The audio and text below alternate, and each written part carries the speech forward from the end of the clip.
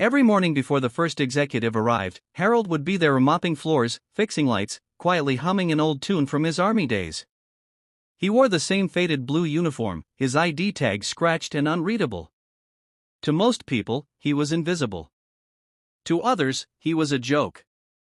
"Hey, Janitor Einstein," one of the young engineers mocked as Harold passed by. "Don't forget to shine the CEO's shoes, hero," another snickered.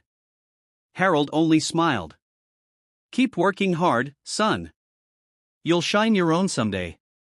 They didn't understand this wasn't just a janitor's smile. It was the calm patience of a man who'd seen real storms. But among the polished floors and artificial smiles, one person did notice him: Lily, the CEO's 10-year-old daughter. She often visited the office after school, running through the halls while her mother, Elena Winters, ran meetings that could change entire markets. Lily liked Harold because he always listened.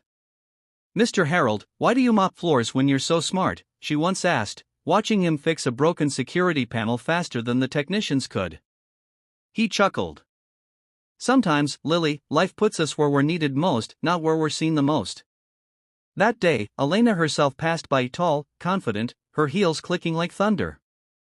She gave Harold a polite nod. "Thank you, Harold. The floors look spotless as always." But her tone carried that distance, the kind of tone people use when they think kindness is enough to hide superiority. Harold didn't mind. He'd seen far worse. Years ago, he had led a rescue unit in the army, trained in crisis response.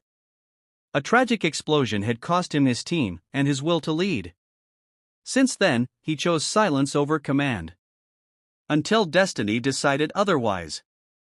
The day it happened, Brightech was celebrating a massive product launch, the Ether Core, a revolutionary battery meant to power cities.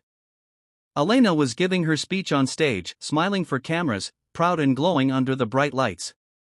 Harold watched from the corner, sweeping quietly. But he noticed something odd: the faint smell of ozone and metal, the flickering lights above the stage, and a small blinking red indicator near the main energy console. He froze. That wasn't supposed to blink. Harold dropped his mop. "Not again," he muttered, his instincts flaring to life. He hurried toward the control room, but a security guard stopped him. "Hey, janitor. Authorized personnel only." "There's a malfunction in the power stabilizer," Harold warned, voice steady but urgent. "You need to evacuate the hall." The guard rolled his eyes. "Go back to your bucket, old man. Let the engineers handle it." Before Harold could argue, the lights flickered violently, a sharp pop echoed through the air, and the giant screen behind Elena sparked. Smoke began curling upward. The crowd gasped. Lily screamed from the front row, "Moem." Elena clutched her chest, gasping for breath. She collapsed mid-sentence. Panic spread like wildfire. The engineers froze, no one knowing what to do. And in that chaos, it was the janitor who moved everyone back. "Move away from the stage." Harold's voice thundered, suddenly filled with authority no one had ever heard before. Something in his tone, sharp, commanding, unshakable, cut through the noise. Even the guards obeyed instinctively. He rushed to Elena's side, feeling her pulse. "Weak. Shallow. Electrical shock," he muttered.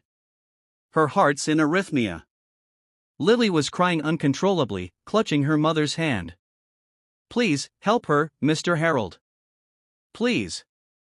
Harold's hands didn't tremble. He tore open his janitor pouch, revealing not just wrenches, but a compact medical kit, worn but ready. He tilted Elena's head, began CPR, his movements precise. "Call for an AED," he barked. "And shut down all main power now." The engineers hesitated until he shouted again, "Now." The hall plunged into emergency lighting.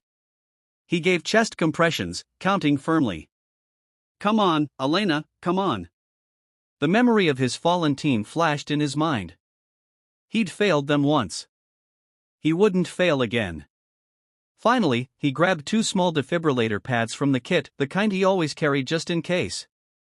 He pressed them against her chest, whispering, "Stay with your daughter." A sharp jolt. Then silence. And then a cough. A breath. Her eyes fluttered open. Lily sobbed, hugging her mother tightly. The crowd stared in stunned silence. Minutes later, paramedics arrived.